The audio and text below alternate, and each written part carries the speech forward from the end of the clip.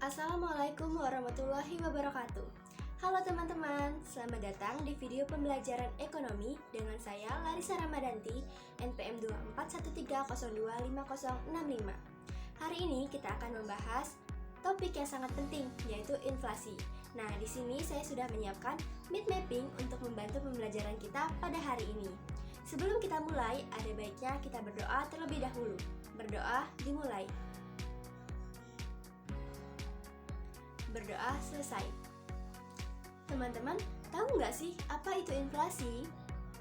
Jadi, inflasi adalah kenaikan harga barang dan jasa secara umum dalam suatu ekonomi. Ketika inflasi terjadi, uang yang kita miliki akan memiliki daya beli yang lebih rendah.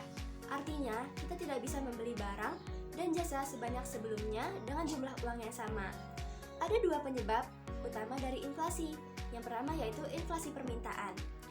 Inflasi permintaan terjadi ketika permintaan masyarakat terhadap barang dan jasa melebihi penawaran yang tersedia. Misalnya, saat banyak orang ingin membeli smartphone terbaru, tetapi jumlahnya sedikit, maka harga akan naik. Yang kedua yaitu ada inflasi biaya. Inflasi biaya ini disebabkan oleh kenaikan biaya produksi.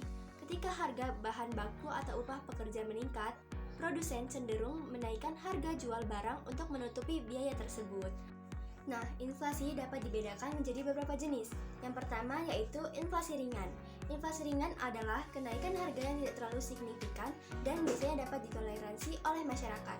Sebagai contoh, ketika kita membeli kopi di kafe dengan harga 20.000, ternyata tahun ini harga kopi tersebut naik menjadi 20.600. Kenaikan harga sebesar 600 atau sebesar 3% dianggap sebagai inflasi ringan.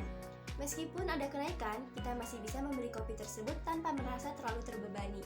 Yang kedua yaitu inflasi sedang. Inflasi sedang yaitu kenaikan harga yang lebih terasa dan dapat mempengaruhi daya beli masyarakat secara nyata.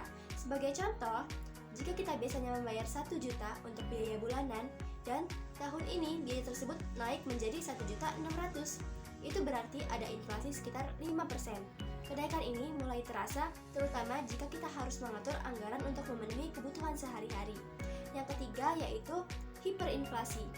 Ini adalah jenis inflasi yang sangat ekstrim, di mana harga barang dan jasa meningkat secara drastis dalam waktu singkat. Hiperinflasi dapat menyebabkan kekacauan ekonomi.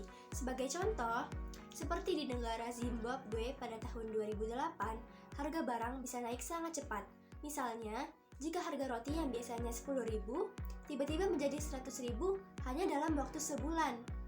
Itu adalah contoh hiperinflasi. Masyarakat harus membawa uang dalam jumlah besar hanya untuk membeli barang sehari-hari. Dan ini sangat mengganggu kehidupan sehari-hari. Berikutnya ada dampak dari inflasi. Kira-kira apa aja ya? Yang pertama ada penurunan daya beli. Ketika harga barang dan jasa naik, masyarakat tidak dapat membeli sebanyak sebelumnya, yang dapat mengganggu kesejahteraan. Yang kedua, ada ketidakpastian ekonomi. Inflasi yang tinggi membuat perencanaan keuangan menjadi sulit, baik untuk individu maupun bisnis.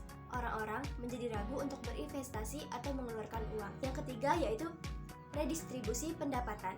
Inflasi dapat menguntungkan debitur, yaitu orang yang berutang, karena mereka membayar utang dengan uang yang lebih murah.